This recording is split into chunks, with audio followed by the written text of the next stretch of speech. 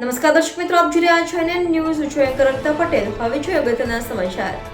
રાજકોટ વેલનાથપરામાં રહેતા બોરીચા આયર છરી વડે ધોકો પાઈ પત્રકાર ઉપર હુમલો કરવા આવેલ. સુરેશભાઈ જયંતિભાઈ વડે 4 લોકો મારવા આવેલા હતા. સમાજ વિશે ગેરવર્તન કરે બેડી ચોકડી વાય ટીકો ગાડી સાથે હથિયાર નાખીને આવેલા હતા. NN news Rajkot.